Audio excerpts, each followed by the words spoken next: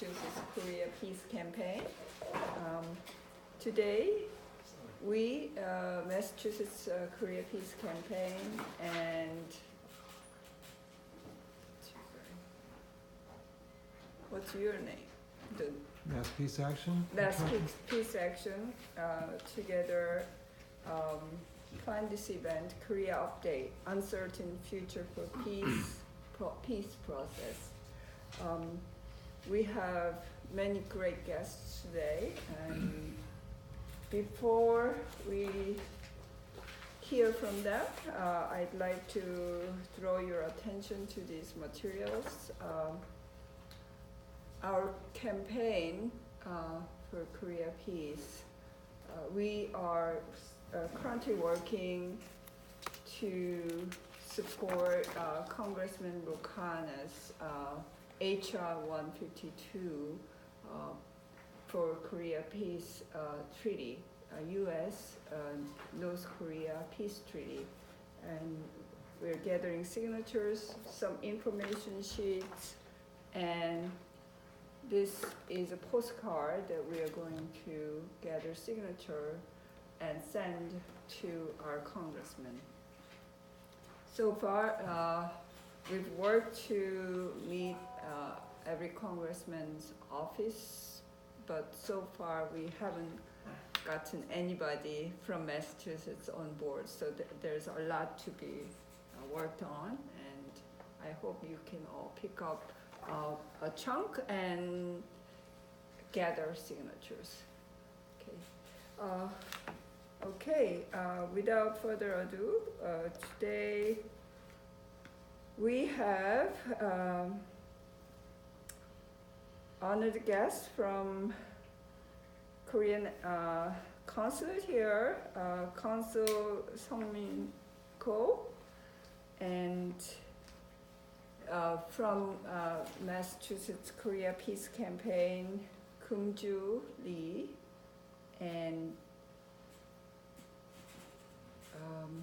what's your organization? Sorry. Campaign for Peace, Disarmament, and Common Security. From Campaign for Peace and Disarmament Security, Joseph Gerson, Dr. Joseph Gerson, and Hyun Lee from WomenCrossDMZ의. Invite Consul Sung Min Ko first.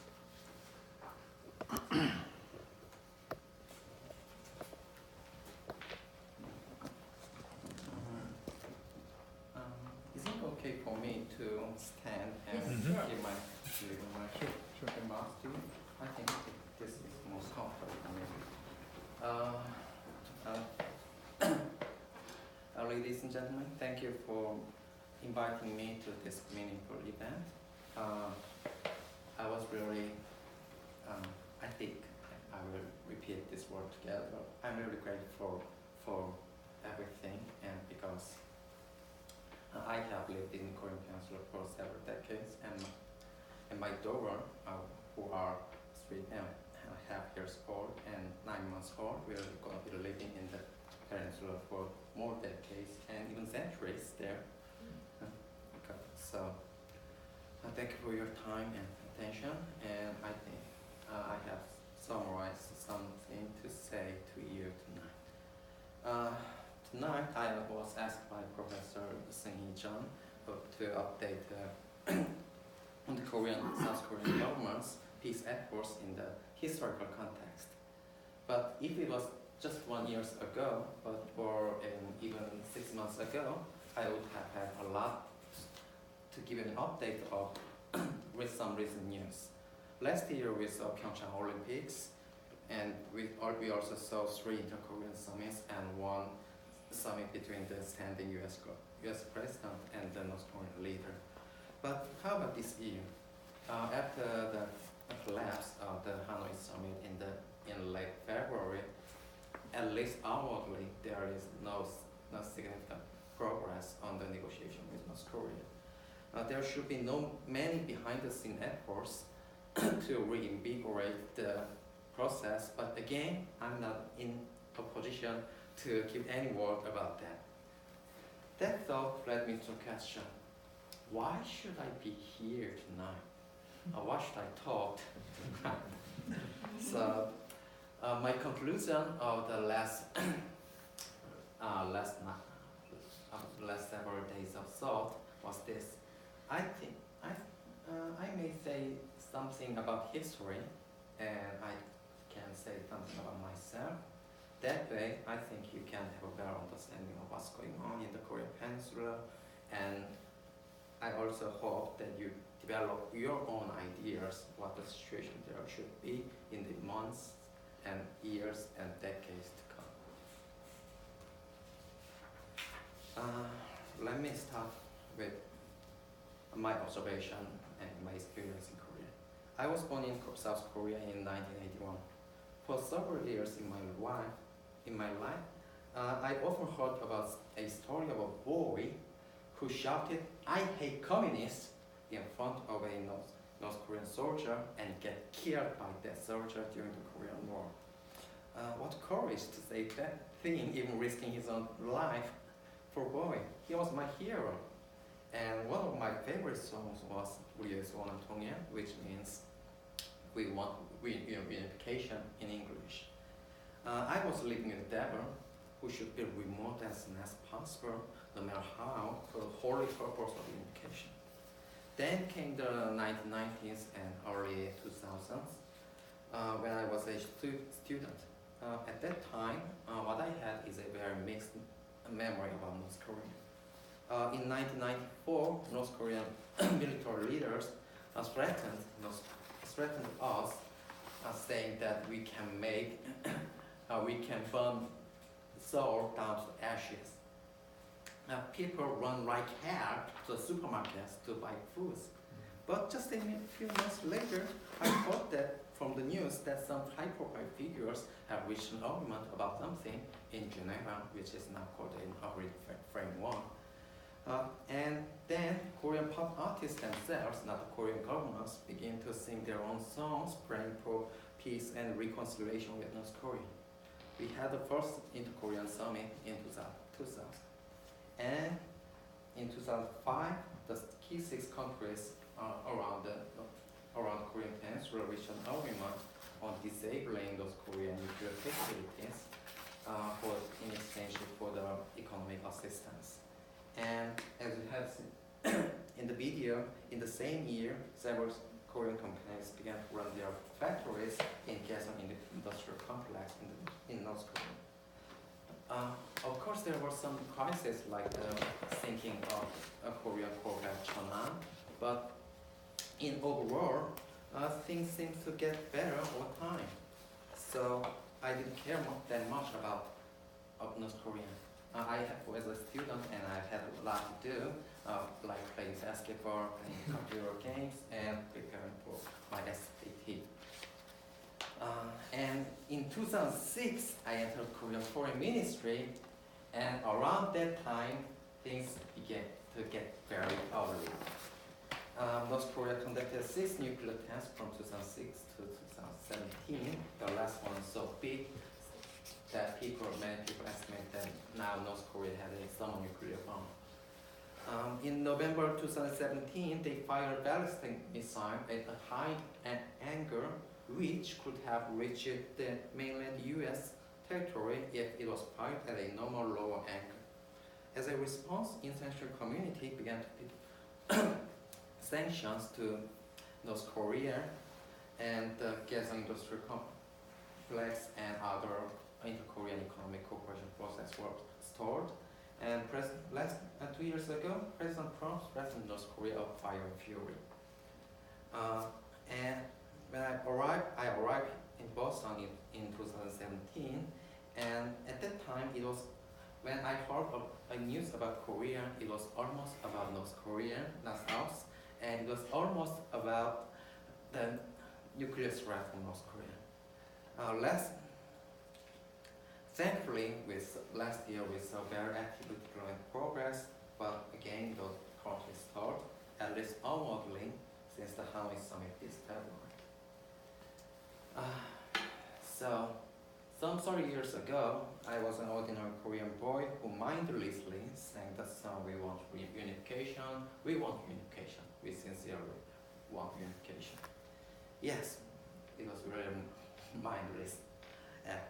Now I'm a diplomat and also a father of two young, lovely girls, just at least in my eyes. And now I began to take things more seriously. My daughters are very likely to live in the Korean Peninsula for decades, and I do not want them to live there under the threat of a nuclear war. I also came to think more seriously about the unification. Korea's economy already surpassed that of the North Korea in 1980s. Now it's 50 times bigger than that of North Korea. If the two Koreas to be unified today, it will mainly be on South Korea's terms, as it was the case in the unification of two Germanys. But North Korean leaders won't like it, and they have nuclear weapons. So, do I want unification now? Not today. Peace should come first, and then, at a more opportune moment, when the conditions are met, the unification may come. I really hope so.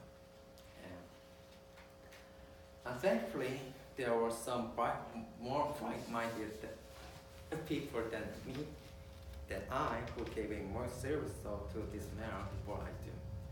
In July 2017, our President Moon Jae-in declared in Berlin that what we want is peace and will never seek for an artificial unification.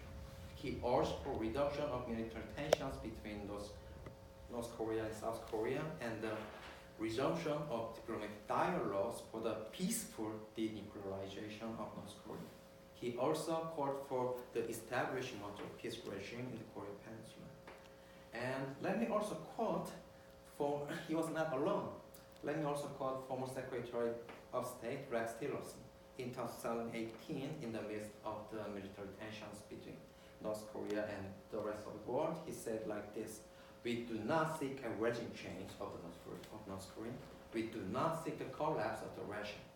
We do not seek an accelerated reunification of the peninsula, and we do not seek any excuse to send our military north of the third eighth parallel." These minds, thankfully, prepared in 2018 and 2019 and led us to Singapore and Hanoi. And in Singapore, the two leaders agreed on working toward the complete denuclearization. And although the Hanoi summit did not result in any outcome documents, President Trump, unlike his usual character, left the table very graciously. He did not blame Kim Jong-un. He said even there were so many real discussions and real progresses in many details, the window of diplomacy is still open. Although I cannot go into the details about that, the governments of South Korea and the United States are making various efforts to resume talks with North Korea. In the pamphlets, I saw many issues, including the human rights situation in North Korea. There are many issues to be dealt in the upcoming negotiation with North Korea. The ultimate goal of the denuclearization of the North Korea should never be give up. We should not give up. We also should talk about the human rights situation in North Korea. But any sustainable solution to the North Korea problem should be able to address North Korea's security concern. Yes, I say North Korea problem, not North Korea nuclear problem. But the situation requires a comprehensive solution which goes beyond just the denuclearization of North Korea. Let me go back to the time of the Korean War. North Korea provoked the Korean War, started the war with the hidden support of Soviet Russia, and despite the support of the international community, North Korea survived the war thanks to the intervention of Chinese military army. But in early 1990s, Cold War ended, and its Cold War era supporters, two big supporters, China and Russia, now has different relations with South Korea. Currently, China and North Korea maintains a mutual defense treaty, which was concluded right after the end of the armistice of the Korean War. But that relationship is far from what we call an alliance when we talk about RK-US alliance or US-Japan alliance. And North Korea is in many terms, North Korea is one of the most isolated countries in the world, and it is still technically at war with the United States and also with Korea. North Korea has, in short, North Korea has its own security concerns. No matter how subjective or even absurd that concern may look like, we have to address that concern. At this moment, I'm not in any way to justify to their decision to go nuclear. It was a wrong decision, simply a wrong decision. North Korea is the only one country to accede to the Non-Proliferation Treaty and then withdraw from that treaty. But still, if we are to engage North Korea, we should be able to persuade North Korea that it can live without its nuclear arsenal. That's why people started talking about the end of the war declaration and the peace treaty.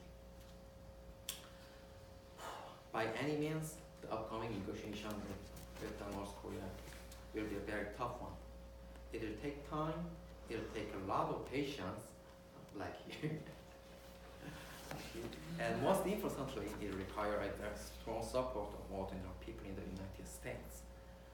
I'm a consul, and under the Vienna Convention on Consular Relations, I have a duty not to intervene in the internal affairs of the receiving states, which is the United States in this case. So it is inappropriate for me to say anything specific about the bill on the peace treaty. But again, as a father of two girls who had to live in the Korean Peninsula for many years, I am really grateful for your time and attention to the place they had to live. Thank you very much.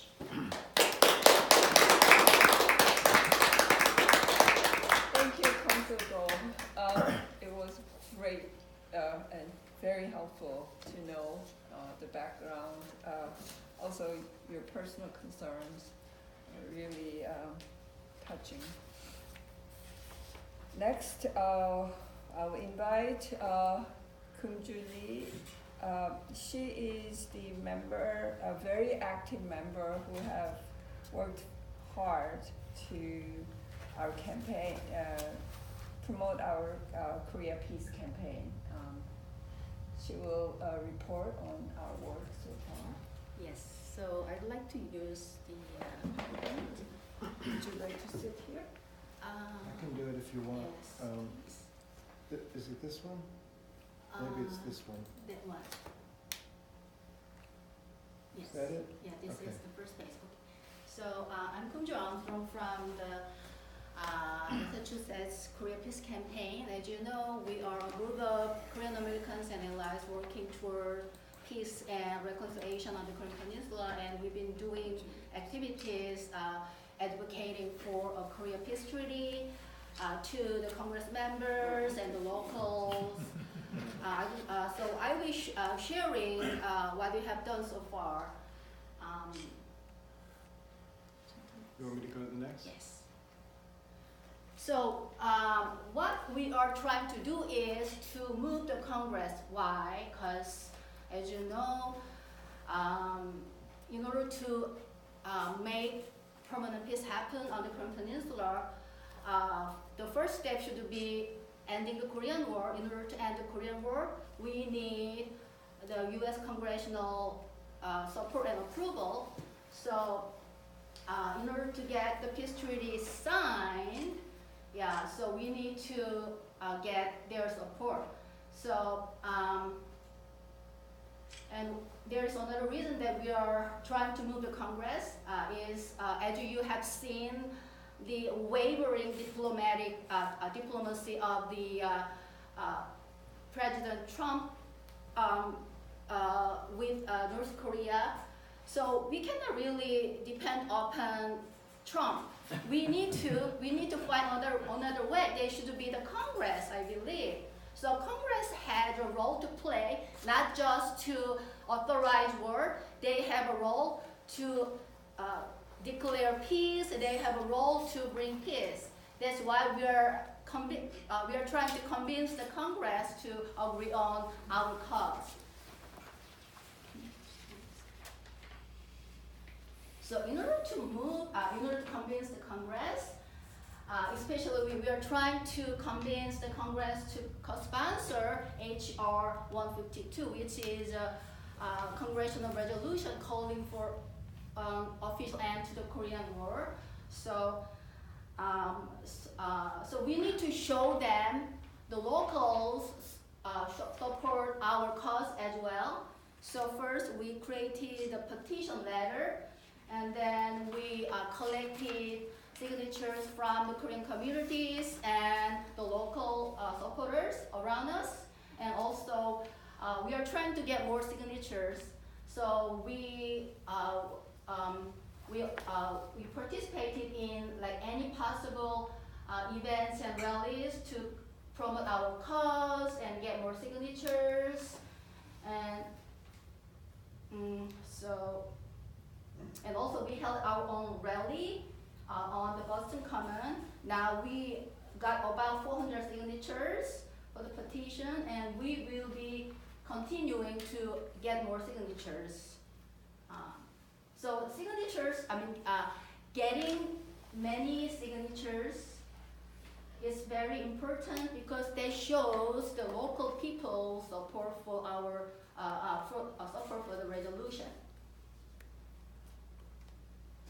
So we attended the Walk for Hunger rally, and also we participated in the Fund Our Future demonstration. And so in the rally we collected about 20 signatures in a very short period of time, maybe less than 10 minutes. So we need to do this very often whenever we have an opportunity to attend any local events like this. Yeah, you can get a lot of signatures from there. So those are the photos of the rallies and demonstrations we have been attending and holding. So now I'll be talking about our advocacy business. So we have been covering 2 senators and 9 representatives. So we have been visiting all the district offices, including Senate Warren and Senate Markey, and other 9 representatives, including Stephen Lynch and Anna Presley and Catherine Clark. So whenever we have an advocacy visit, we are talking about these points. So we explain the situation in South Korea, especially in South Korea. So like all Korean people want peace. 90% of the Korean population support the whole peace process, and so the peace issue doesn't necessarily mean like a political issue. It is a matter of our Korean people's lives and families and destiny. So Korean people have been long waiting 67 years for the U.S. and North Korea to declare peace and to end the Korean War. And also they have been waiting to reunite with their separated families. That's why we need a peace treaty. We need a peace treaty to end the 70-year-old war, and also we need a peace treaty for the separated Korean families to get reunified. So peace treaty can bring family reunification, and also it can ensure a permanent peace system on the Korean Peninsula. And also we emphasize the importance of diplomatic engagement with North Korea. Diplomatic solution is the only way we can resolve peace issues. We can remove North Korea's nuclear threat only by diplomatic engagement, not by pressure or not by any military forces.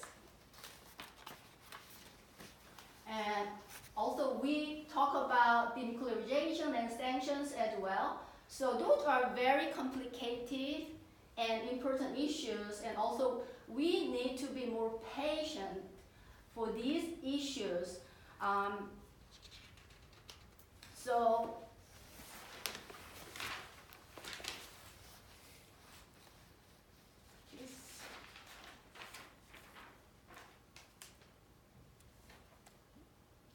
So we stress the step-by-step approach to these issues.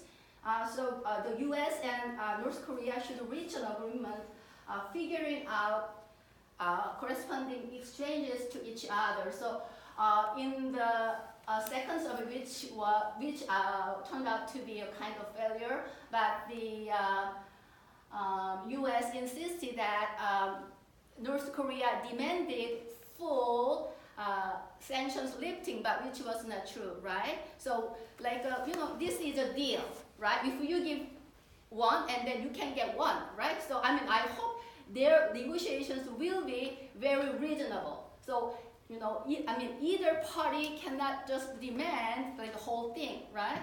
So, we emphasize this point that the U.S. and North Korea should be taking kind of step-by-step implementation on those matters. And I'm not a politician, and I'm not an expert in diplomatic matters, but as a citizen, as a mom, now this is kind of voice as an ordinary citizen. So just consider this in that regard. Next. And then at the end, we deliver the petition letter and ask for them to co-sponsor the resolution. So these are the photos from our visits. So we visited Senator Markey and Senator Warren's offices. And so, we had a really good conversation with them. As you see, they were welcoming us. It was a very friendly atmosphere. And they were trying to listen to our voices, especially to Korean Americans' voices. So when I was talking about my parents' story, who fled from North Korea during the Korean War, and they still have their families there, but they haven't been back since then, and they have been longing for returning home for their lives, and they were really sympathetic, to our cause.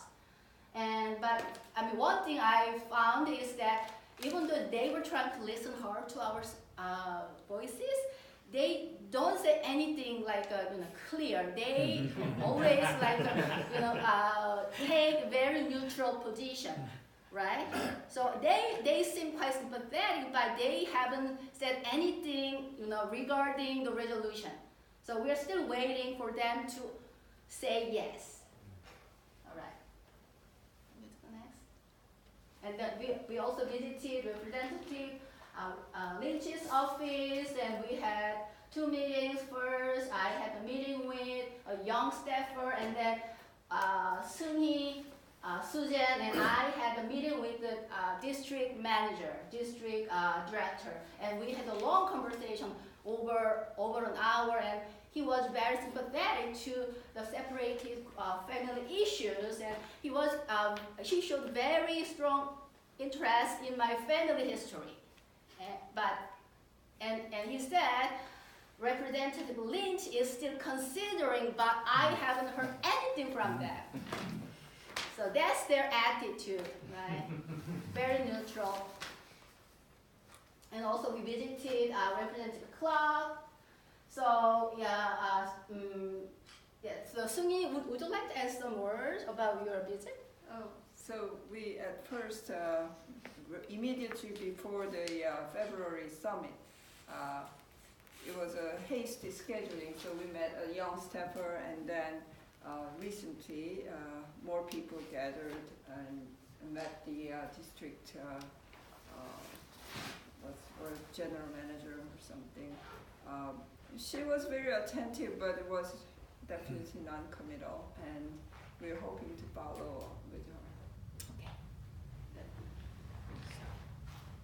And also, we had a meeting with press release 8 first, and then finally, we met Presley in her office open house event, and we made a very brief conversation with her for maybe like a few minutes, and we introduced the resolution. I mean, we explained our code, and we were talking about what Korean people really want, and you know, the separated family issues, and lifting sanctions issues, and like and also we asked her whether she knew about the resolution, and she was already aware of that, but she just said that, and she showed very neutral kind of attitude, and she was still thinking, right? So we are still waiting for her to say yes, and we are trying really hard on her. So yeah, I'm going to talk about this later. Okay, so I mean this is the kind of positive sign. She showed very strong interest in our issues, especially in the separate family issues. Next. So these are reactions and responses from the offices and the Congress members we have met.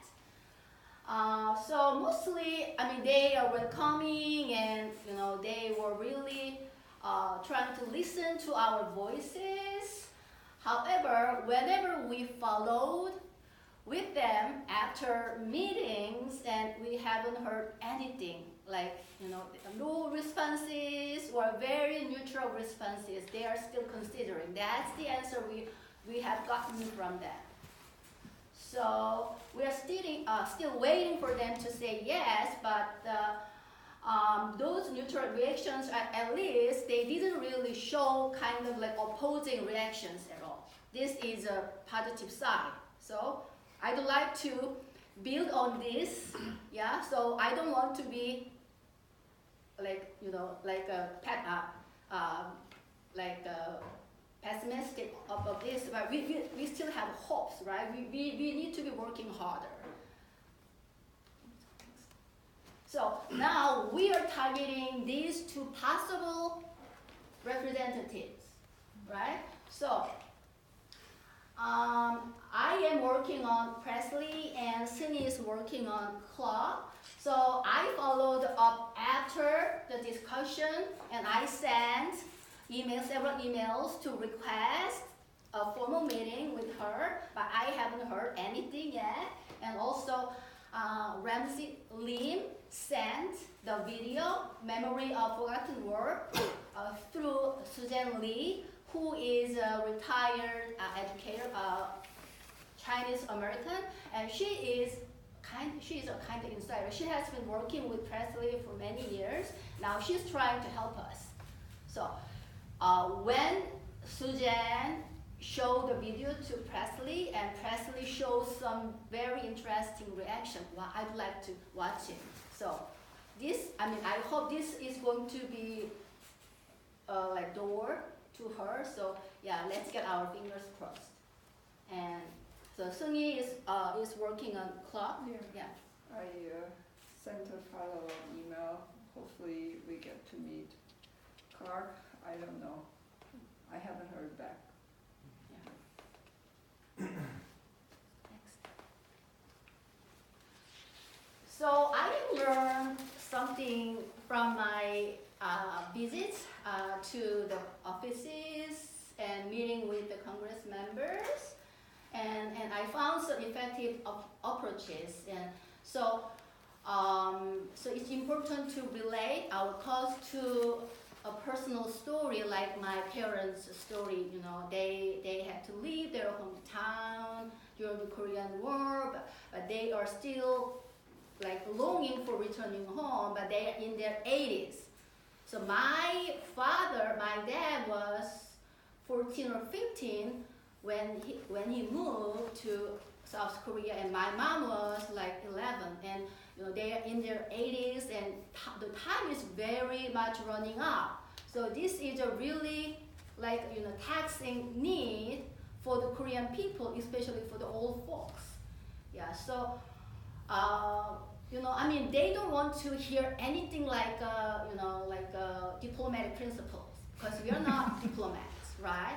They want to hear like moving stories from the heart. So it's really important to appeal to their heart, right? So and also they want to listen to Korean Americans' voices, how they feel about the division, how they feel about the Korean War, and also like there is some like a fake news even around in the States, right? Produced by ungrounded articles, right? So I mean, maybe they might have been affected by such news. I feel very strong kind of like anti North Korean sentiment, from the local people, sometimes even from the staffer in the offices. So,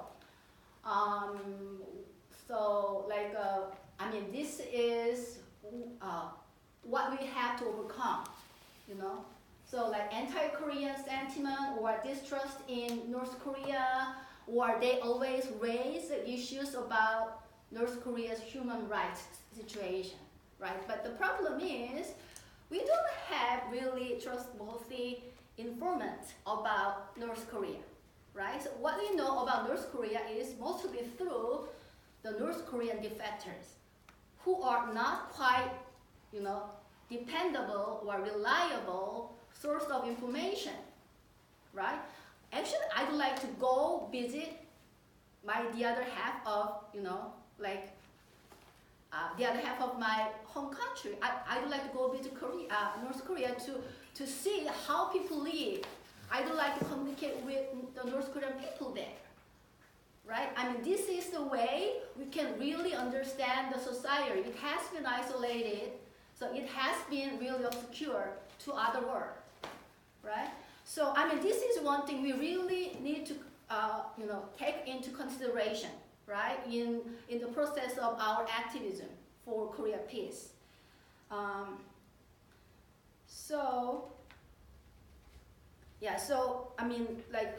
We need to really learn about and know about North Korea, yeah? And in this regard, I introduced the video of the Kaesong Industrial Complex, and so as you saw from the video, Kaesong Industrial Complex is a model for inter-Korean economic cooperation and prosperity. So if we, with the North and the South, work together nicely, then we can produce a really thriving and successful economy. And also, this represents the Korean people's hope for being reunited, right? So as Consul Ko pointed out, we have been separated for 7 decades, right? So the reunification process will be a very long journey. It might take more than 70 years, right? We need some preparation, but the Kaesong Industrial Complex shows something about our preparation and something about the vision that we need to hope for. And also, it can be a door to know about North Korea. It can be a kind of like a channel for the North Korean people and for the South Korean people, communicate with each other. So it can be a channel for like civilian exchanges, and also it can be a pathway to break up anti-North Korean sentiment. We don't know much about North Korea, but through this economic cooperation, collaboration, we can build up something about North Korea. That's what I believe. I mean, this is very personal opinion, but I have no proof, right? So I'm just like a civilian activist, but I'm not an expert in this area. This is from my feeling. Just understand that way. Yeah, so hopefully, I mean, someday I can visit my parents' hometown in North Korea, Hwanghae province. Yeah, so I mean, I have some questions to Consul Ko about visiting North Korea. So later, this is a personal question. So, yeah, do you have any questions about my report? Well, we can, if there is a burning question, we can ask now. Otherwise, we could open up the entire discussion podium later. Thank you. Thank you for the passionate work and presentation. And next, I'm inviting Dr. Joseph Gerson, President of Campaign for Peace, Disarmament, and Common Security. Thank you. So this will be kind of a I some want to next part. that building in Seoul. Sorry? The headquarters of the Korean Foreign Ministry was located right next to this building. Yeah. So first of all, just to say that the Kahana legislation 152 has a provision in there that would allow for Korean Americans to travel to North Korea. So one more reason to support that legislation. So what I'm going to do is essentially in two parts as I wrestle here with jet lag. But to say that I've worked with, on the one hand, the Japanese peace movement for over 30 years, since we blocked an effort by then Senator Kennedy to turn Boston Harbor into a nuclear weapons base. And I've worked pretty closely with Korean peace movements off and on over the last 20 years. So I have kind of a long working relationship with them. And they invited me to come as the one U.S. American to the Japan-Korea International Forum for a Nuclear-Free and Peaceful Northeast Asia. And I'll say a little more about its goals. This is a picture from only some of us at that point, press conference after the conference. And I'll also say a little bit about the DMZ, which will not be news to our Korean and Korean American audience, but maybe to Paul and others here. So next. So this was a fairly major operation, as you can see from the planning and participating organizations.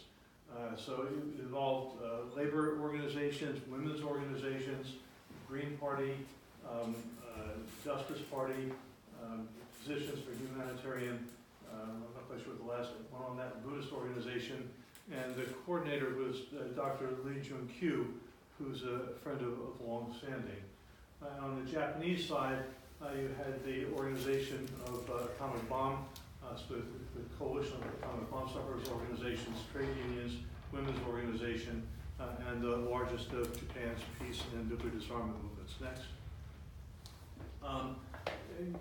This is more for U.S. Americans who haven't been there, two very different views of Seoul, massive city, and then this is why the Franciscan friary area where we had our conference was held in a kind of Catholic environment. Next. I have to say I was a little bit surprised at how often I confronted the ongoing pain of what's called the comfort women issue. Here at the Franciscan Center, statue and honoring more than 200 women who first came out and talked about their sexual slavery. And this is the other one was up by the DMZ. Sorry. You can ask me here. Sorry. Page up, page up. We need to go back to the beginning. Oh, gosh. Push page up, not page down. Please. Okay. Forgive me. Yeah. So just to say that Next one up. There you go. Are you using page Next up? one. Page up goes backwards. Next one. Yeah, so I mean, one of the principal goals here was to kind of weave together, to the degree possible, the Japanese and Korean, South Korean peace movements in order to build more force, both for the diplomacy going on now, but also for major changes for peace in Northeast Asia and justice. This is an audience of about 300 people were there. I think 72 from Japan, including 25 Japanese A-bomb survivors. Next. A lot of the work, as anybody who's been to a conference knows, takes place outside of the conference itself. And so really quite central was the work of the planning committee and the negotiations over what became a statement from the conference really were, in a sense, the deepest level of communication and building mutual understanding and cooperation. And then this women's group out dinner and drinking and building the relationships that endure. Next.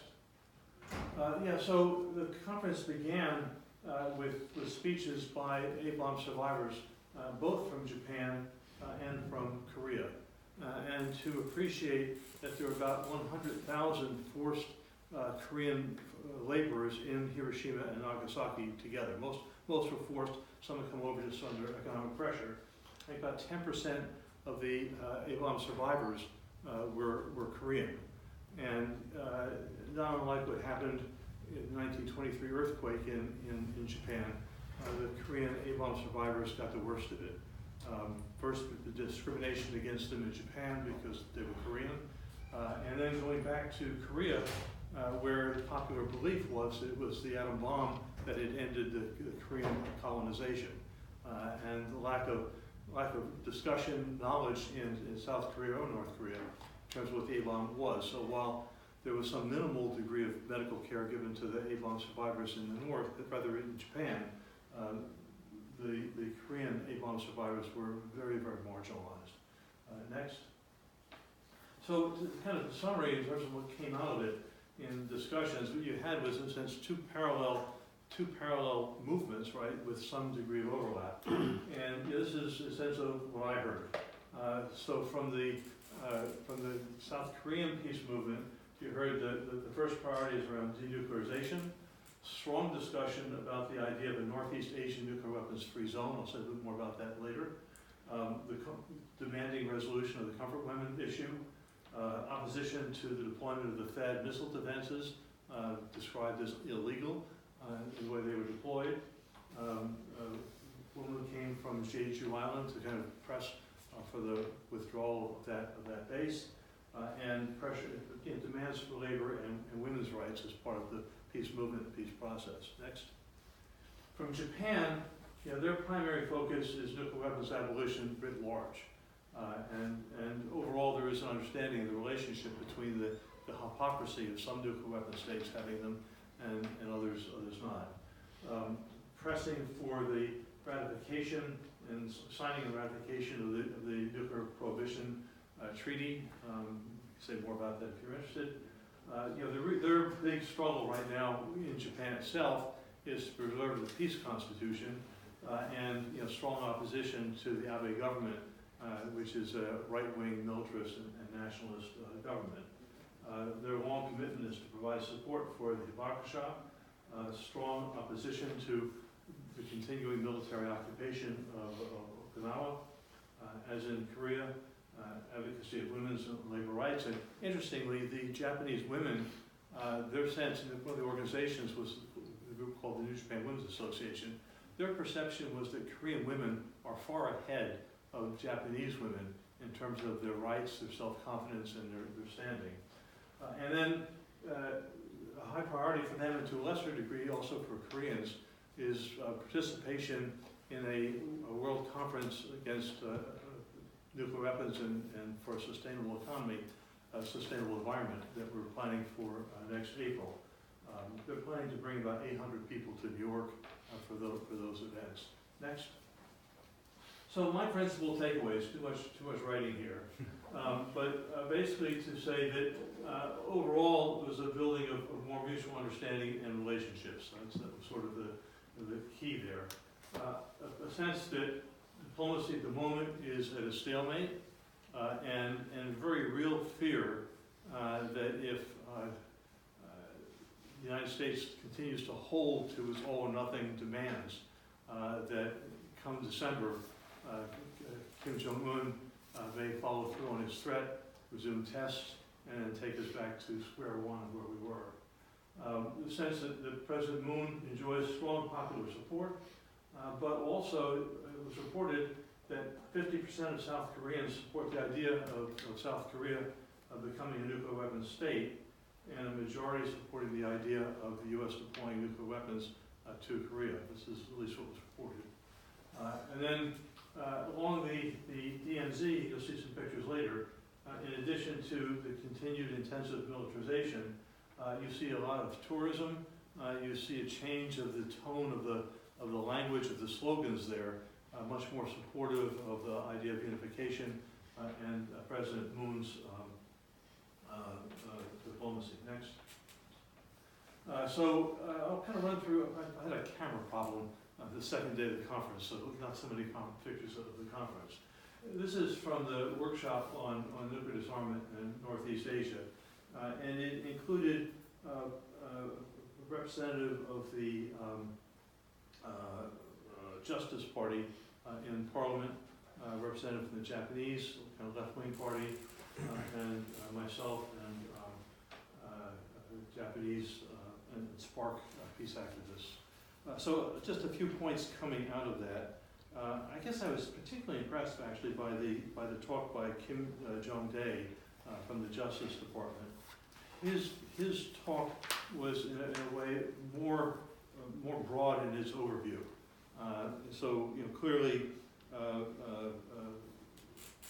strongly supporting the need for the diplomacy, but his analysis was that the situation in East Asia overall is deeply unstable, not only in relationship to North Korea's nuclear warheads. He made reference not only to U.S. militarism and U.S. nuclear weapons, but also to China and its more than 200 nuclear weapons. He spoke about the dangers of incidents in the South China Sea or in territorial disputes, possibly sparking something that could escalate. Other points that are here. His sense that regional conflicts could happen at any time, and in part one of the problems being the whole range of military alliances with the United States. His sense was that if peace could be created on the Korean Peninsula, it helps to contribute to a more peaceful, stable environment throughout not only Northeast Asia, but East Asia as well. Deep concern about the rise of nationalism, populism, and my country first kind of politics, really happening not only here in the United States, but I think his deepest concern might have been with Japan. One of the pieces that struck me was saying that the two world wars were the result of protectionism, and that we're coming closer to that position. So interesting perspective there. Other points here. The Japanese parliamentarian, among other things, was really quite clear about Japan's needs to come to terms with the history of forced labor, violation of civil rights, and said that the right to seek compensation should be a starting point. So there's a kind of recognition, at least from Japanese progressives there. They're looking at a major election in Japan next month. Ostensibly, it's going to be just for one house, but Trump sort of leaked after his meeting with the emperor that it would be for both houses. Abe will be trying to use the election to secure the two-thirds majority he needs in Parliament to change the Constitution. What was interesting was the people from Spark, which is probably the largest of the peace organizations, these grassroots organizations in South Korea.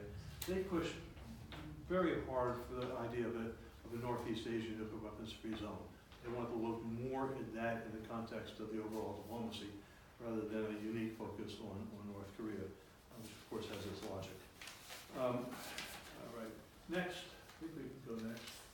Yeah, so then to say, skipping a little bit here, just to say that it was an interesting session where it was there was no English version initially of the conference statement.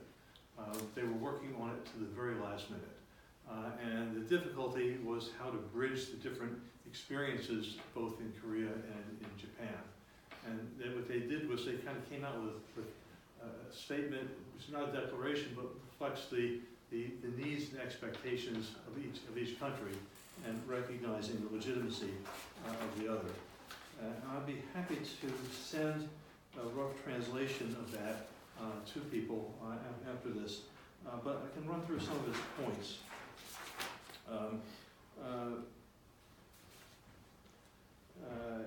So a sense that the importance of this phase of working for peace on the Korean Peninsula, especially from the Japanese side, looking at the Treaty for Prohibition of Nuclear Weapons, called the Ban Treaty here, as a major step forward. Deep concern about U.S.-Russia collapse of the arms control regime in the world, collapse of the INF, the dangers of war with Iran, looking at the broader international situation in crisis. Deep concern about the stagnation in the diplomacy following the Hanoi summit. And we resolutely refuse any measures that might aggravate the situation on the Korean Peninsula. The importance of negotiations between Japan and North Korea beginning. The importance of maintaining Article 9.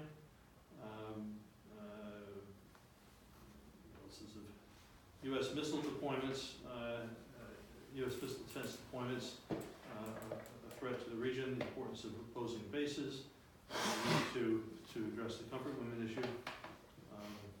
I'll send that around. So then we can move to the DMZ. I've been to the DMZ, I think 2 or 3 times before. So it was interesting to kind of see some of the changes. As you enter the, what's it called? The civilian control zone, it's like 2 different lines as you go. It's like this is about 3 miles out. You have the military does its first inspections of you, and managed to sneak that photograph of our very young soldier. Here, by where the Han and Indian rivers meet, the line is right at the rivers here, and it's only about 2,500 meters across, so it's close, friends. Next. Just kind of looking across the river to the other side. It remains highly militarized. As people here know, for 70 years it's been, almost 70 years it's been a demilitarized zone, which means in addition to the mines and the munitions that are there, people really haven't been there. And the idea of turning it into an area of naturalism, tourism, biodiversity. Next. I was struck at one of the observation sites. You could see still a statue of Truman, the great savior of South Korea, as it's explained there, and a memorial to the U.S. soldiers who died. What's interesting was this was an isolated area of a large, increasingly tourist area. Almost nobody else came to this part of the observation area. Next. In Osan, I was struck here. This is kind of a low mountain, but by Western United States standards, it's a big hill. But for that area, it's really quite high. And I was struck here. The mountain fortress dates to the Baekje Kingdom in 18 BC to 660 AD, which is to say that this is an area that's been of strategic importance for a very long time, and to root in a sense what's going on in a deep Korean history. And this is an altar there to the victims of the war of 50 to 53. Next. But then the change here. This used to be a civilian observation area which has now become, they've remilitarized it in a sense as they've modernized the other area. But what I was struck by was end of separation, beginning of unification. This was not a message that one would have seen 3 or 5 years ago. And here at the front door is the sign, I love One Korea. Huge transformation of consciousness. Next. Inside the Odasan observation area, you see hope, unification is hope. This is definitely a change in the approach, and certainly comes with the imprimatur and the encouragement of the Moon government. Handshake for peace on the door. Next. Here's the Dorsan Mountain again, an area that has been geopolitically, militarily important for about 500 years. And you look across, it's a hazy day, so you can also understand on a hazy day you can't see much. What that does in terms of military fears on both sides, that'd be kind of interesting. Next. Next.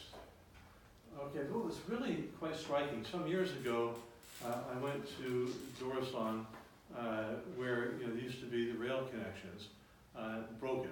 And back then, all you could see was kind of this really ancient bit of track. Now you have a train station that is ultra modern. I mean, to have such a train station in Boston would be. I have to say that I was struck, certainly around Seoul, where you see the kind of public investment in infrastructure, really quite modern.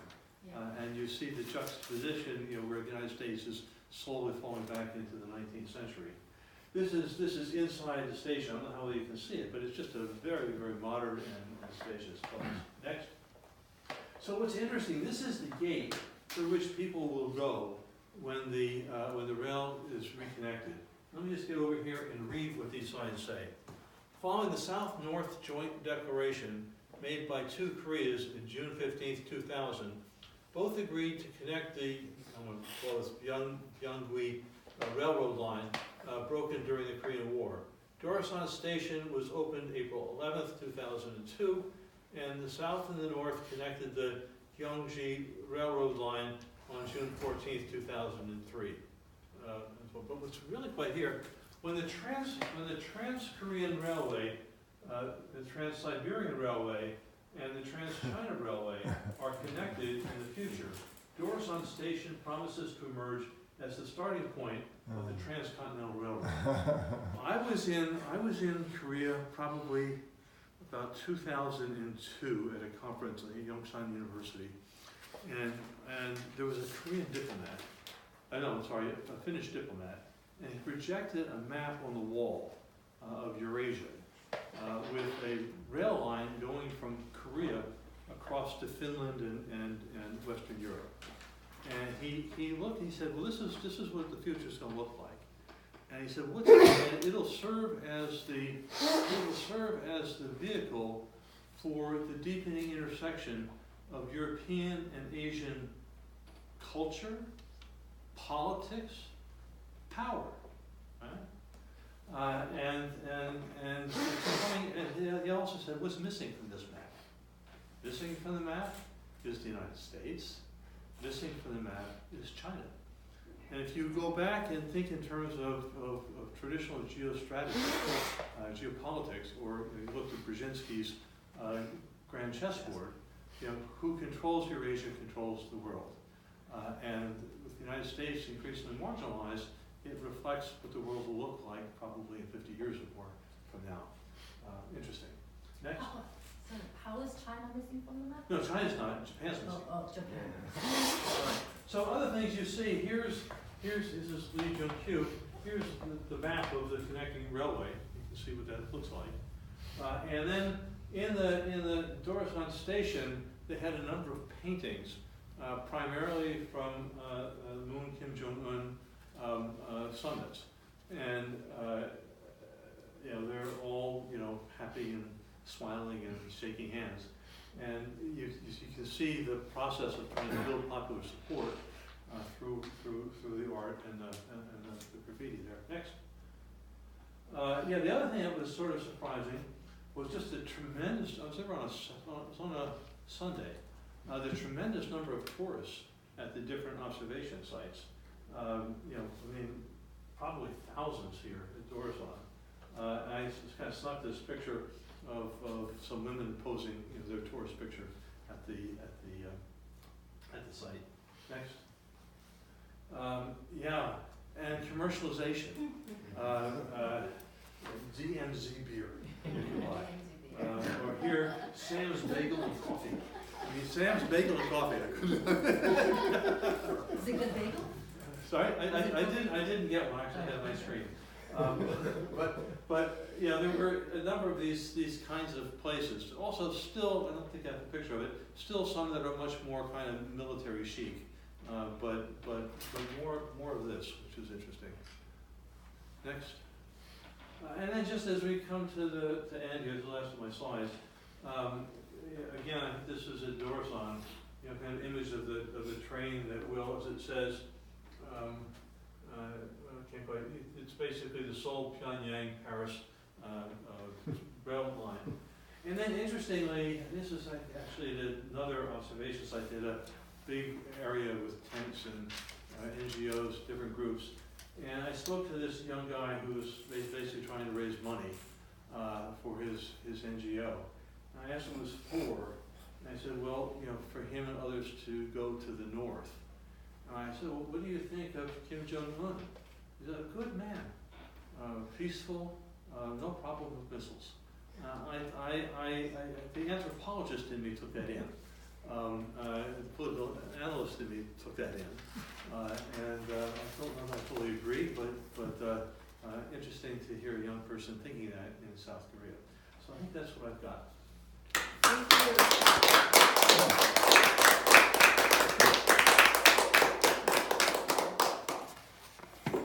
Great perspective. I think I learned quite a bit. Everyone else probably did. Hyun Lee from WomenCrossDMZ, she also has been to Korea recently, and she will report on it and wrap up our discussion. Sure. So Seung Hee invited me to come to Boston tonight for this event. And she calls, I answer.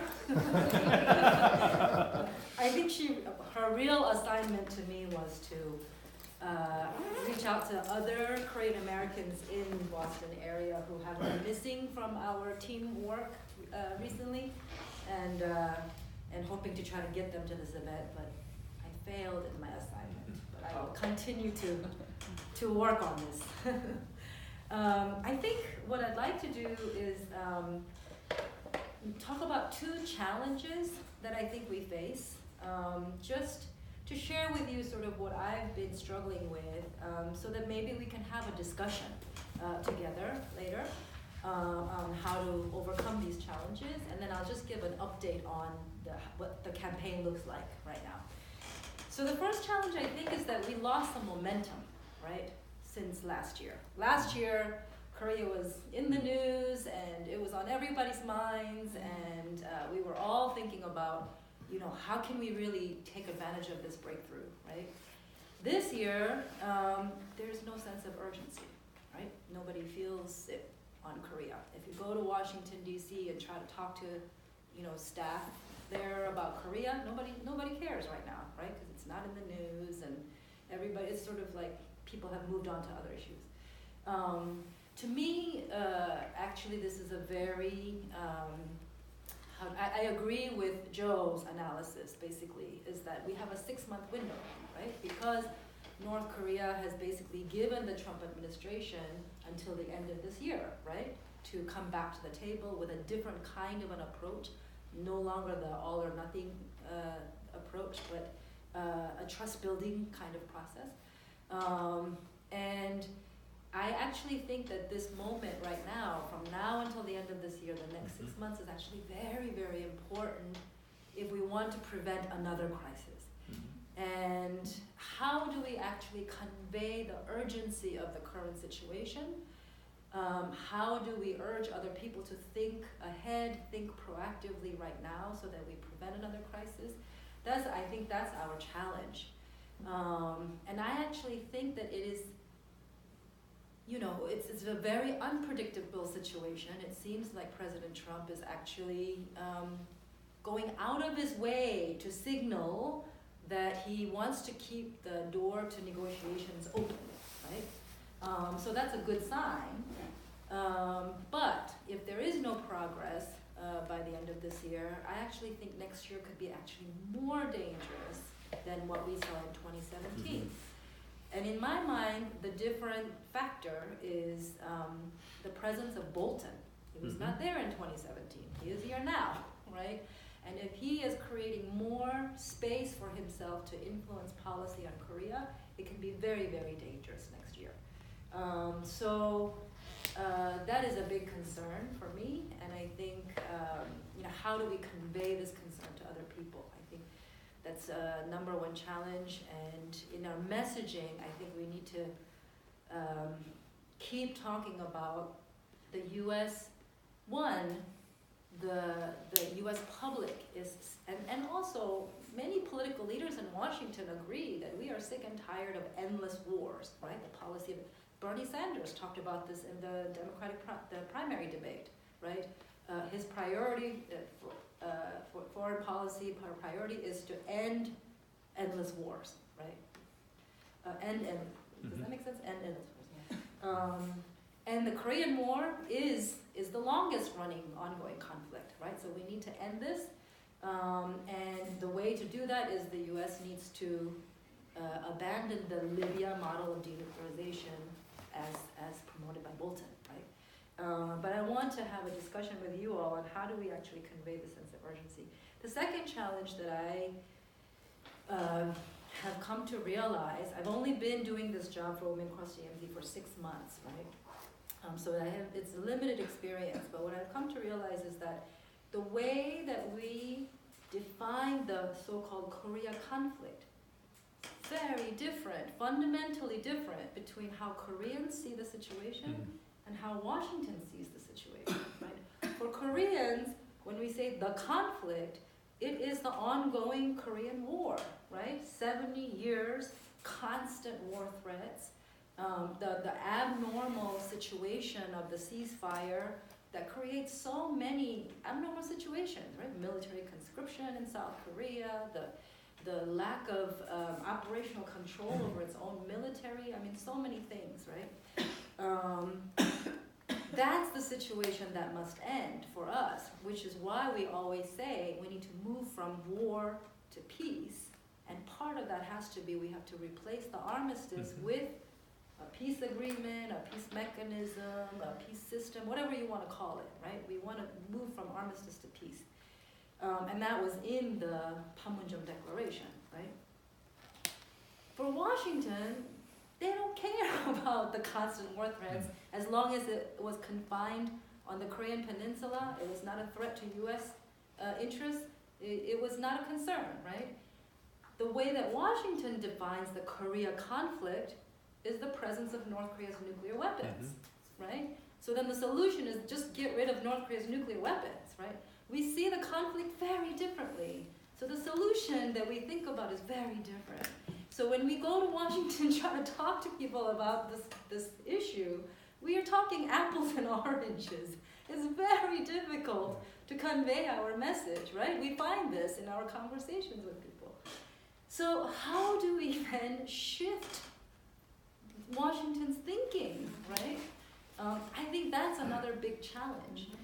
We tried, one way we try to do this is through the resolution, right? So we're trying to say, the focus should not just be on getting rid of North Korea's nuclear weapons, right? The focus should be, we need to talk about peace. How do we get to peace, on the permanent peace on the Korean Peninsula? So that's one way we're trying to do this, but it's still a challenge. So I think, I hope we can have some discussion about how do we do this, right? because we only usually get 15 minutes to talk to people, you know. And so then how do we shift the way they think about this conflict, how they define the conflict in 15 minutes? So those two challenges. The last thing, I'll just give you some updates on the campaign. So the good news about the resolution campaign is that we are adding on more and more co-sponsors week by week. So we are now, the latest update is we are now up to 32 co-sponsors. We just added Jamie Raskin of Maryland, just yesterday. And our goal is to get to 100 by the end of the year. 100 obviously is still a minority, a small minority, but it's one way to create a different kind of discussion in Washington on this issue. Right? I think, in my mind, if we can get to 100 by the end of this year, maybe we can even reintroduce it in Congress next year, and then try to get a Senate version introduced as well. So, we'll see by the end of the year where we are, but, keep going next year is one strategy that we're thinking about. Right now so the infrastructure of the campaign is, there's the Boston group, like here, but this kind of conversation is actually happening in many different cities, right? So there is our advocacy teams in Atlanta, LA, San Francisco, Chicago, now Philadelphia, New York, and DC, right? They are also in their own way reaching out to their representatives and getting postcards signed. And this weekend in Philadelphia, we're going to be on the street, getting people to sign postcards, and then have a house meeting where we invite staff from our representative to come for a potluck and give them the postcard, and that kind of thing people are doing. In Long Island, there's a group of women who are just ordinary housewives, and they get together once a month to, sign the postcards and then thank. There's one artist who makes ceramic coffee mugs that say Korea Peace, and so they're going to send it to all the representatives who signed on to the resolution as a thank you gift. This kind of efforts are happening in small pockets around the country. The other thing that is a recent development is that in DC, the organizations, the peace organizations that want to do something about Korea Peace are now meeting weekly over conference calls to coordinate efforts on pushing the resolution. So that's groups like Win Without War, FCNL, AFSC, WomenCrossDMZ, a few other groups I'm now forgetting. But anyway, those groups also, the staff people of those groups are having weekly calls to also do a concerted push, coordinated with Kana's office. What else? Oh, the other thing that we are planning to do that we will hopefully roll out in a month or so is a website that is called a Korea Peace Champion Tracker. So we were going to list all the people who are co-sponsors of the resolution with their photo. If they have made any positive statements about Korea Peace, we will put it next to, so that it's sort of a appreciation for the people who have co-sponsored the resolution. It's an incentive to get more people to co-sponsor. What else? A couple other things that we are planning. Looking ahead to the 2020 election, which is already now starting to be in full swing, right? So how do we get our message into the 2020 election, right? So some things that we are thinking about is bird dogging, so going to town hall meetings where the candidates are speaking, and crafting good questions about Korea Peace that people can pose to the candidates. And then the other thing is obviously meeting with all of the campaigns and presenting our message. So those are some things that we're thinking about. There will be a strategy meeting in a few weeks with the DC-based groups about sort of to come up with a collective strategy for the 2020 elections, particularly on Korea peace. And hopefully I'm going to try to get input from the regional groups on formulating that strategy. What else? We're also trying to, it's a little unconventional, but we're trying to facilitate parliamentarian to parliamentarian dialogue. So bringing over South Korean delegations to meet with Congressman Kana and other co-sponsors of the resolution, people who we think could be champions on this issue.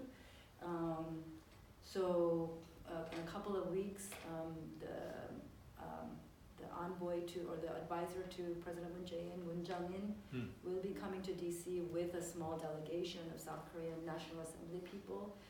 So we're trying to get them to either address the Congressional Progressive Caucus, or like have a special meeting of the Progressive Caucus, or have Congressman Kana invite colleagues to his office to meet with the delegation. So for them to understand from the South Korean perspective, like how they see the current situation, what the U.S. could be doing, so that they can become better champions of the issue. So those are all things that we are trying to do. Lastly, I think I would like to just maybe propose or request a few things. One is, like Keumjoo said, I think the Korean American voice is actually really, really important, right? It's a voice that most Congress people have never heard from, right? And for them, it's like to know that there are constituents who are Koreans who feel passionately about this issue. Like it's something new, and it actually does move them, I think. And it, as you know, it doesn't take a whole lot of people. It could be just one or two Korean Americans going. And I think you are lucky because you have such charismatic Korean American speakers who can actually convey that message. However, as we were talking before the event started, you know, like as immigrants with full, you know, family and other obligations and full-time jobs and all, it's like this is a miracle that you all can actually do this work, right? I think we need more people, right? So that the burden is not only on one or two people. So we need to all think about how do we expand this group. It doesn't have to be a whole lot of people, but a few more people that can actually share that responsibility, I think would be important. The second thing I wanted to ask is all those photos of all the visits that you do with the district offices and updates, please share them on the national listserv, because when one region shares it, it actually is an inspiration for the other regions. So that would be really helpful. And also update me of any visits and conversations that you've had, because then I can update the DC coordinator and the Rokana staff person so that they can also be outreaching to those same offices. So we are all coordinated. That would be a more efficient way of doing that advocacy work. Last thing I wanted to sort of plant the seed for an idea is July 27th is the anniversary of the signing of the armistice, right? And so that's one potential event, a date around which there could be regional public events like this again. And it could be nationally coordinated. So that's one thing. And then the August recess, right? When Congress is not in session and they're back in the district, we want to try to make use of that period of time to really do lobby visits. So thinking ahead and, you know, calling all those offices again and saying when the member is in town, we would really like a meeting with the member to talk about the resolution. Yeah, and that's all. Thank you.